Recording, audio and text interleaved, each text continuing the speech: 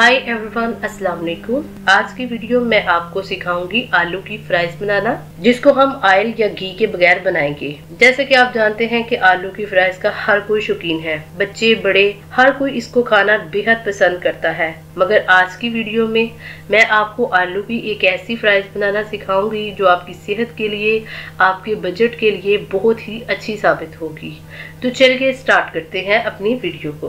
तो दोस्तों, सबसे पहले हमने लिए हैं 500 ग्राम के करीब आलू। आलू को लेने के बाद हमने इनको बारीक बारीक छील लेना है। जो ही हमने आलू को छील लेना है तो इसके हमने काटने हैं स्लाइसेस। जब हमने अपने आलू को स्लाइसेस में काटना है तो ये आपने एक बात को मद्देनजर रखना है कि आपने जितने भी स्लाइसेस को काटा है उनकी थिकनेस एक जितनी हो।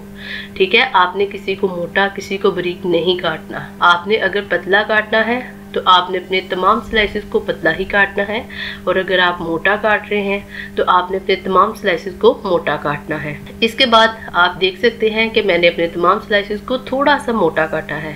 अब हमने क्या करना है, हमने जितनी भी फ्राइज ली है इसको हमने एक बाउल में डालना है। बाउल में डालने के बाद मैंने तकरीबन इसमें 1 जग के करीब पानी डाला। आप इसमें अपनी ज़रूरत के मुताबिक पानी डाल सकते हैं। पानी डालने के बाद हमने आलू को अच्छी तरीके से मैश करना है। मैश करने का मतलब ये है कि आपने इसके साथ मौजूद तमाम स्टार्च को रिमूव करना है, जो हमारे आलू की फ्राइज बनाने के लिए बहुत ज़रूरी है। दूसरी तरफ हमने एक और पैन लिया, इसको हमने चूल्हे पे रखा और इसमें डाला हमने 1 जग के करीब पानी। पानी जो ही हल्का सा गर्म होगा तो इसमें हम डालेंगे अपने फ्राइज जो हमने काटे हैं। साथ ही साथ हम इसमें डालेंगे आधी चम्मच के करीब नमक। नमक बहुत इम्पोर्टेंट है। नमक इसलिए भी इस्तेमाल करते हैं ताकि ये अपनी शेप जो है वो ख़राब ना करें। ठीक है, नमक डालने के बाद आपने तकरीबन आलू को 5 से 10 मिनट तक पकाना है। 5 से 10 मिनट के बाद आप देख सकते हैं कि हमारे जो आलू हैं वो तकरीबन 70 से 80% तक पक चुके हैं। जो ही हमारे आलू 70 से 80% तक पक जाएं तो इनको फ़ौरन से निकाल लें।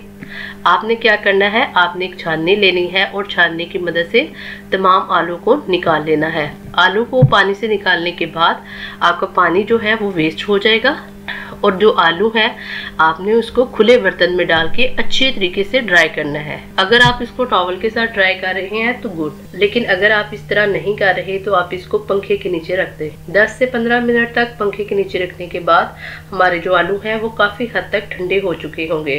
अब हमने क्या करना है, अब हमने एक और पैन लेना है। ये पैन आप नॉन स्टिक का इस्तेमाल करें तो बेस्ट है। इसका फायदा ये होगा कि हमारे जो आलू हैं वो चिपकेंगे नहीं। ठीक है, कुछ लोग यहाँ पे ऑयल इस्तेमाल कर लेते हैं।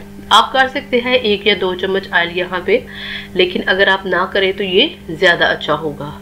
मैंने यहाँ पे किसी किस्म का भी ऑयल इस्तेमाल नहीं किया। अब हम आलू को फ्राई पैन में डालने के बाद तकरीबन 5 से 10 मिनट के लिए इन्हें छोड़ देंगे।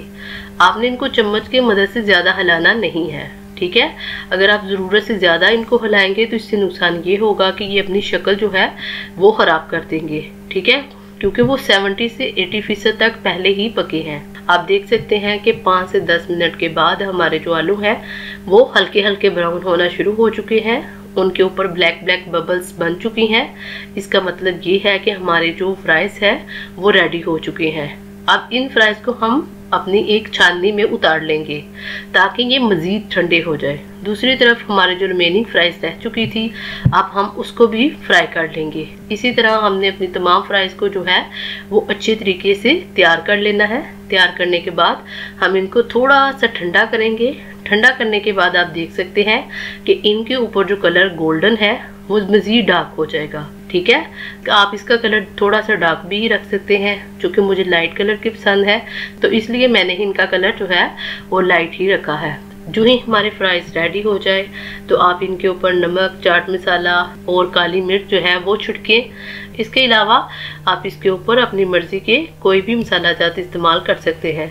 तो दोस्तों, ये थी हमारी आलू की फ्राइज। उम्मीद है कि आपको मेरी ये रेसिपी पसंद आई होगी।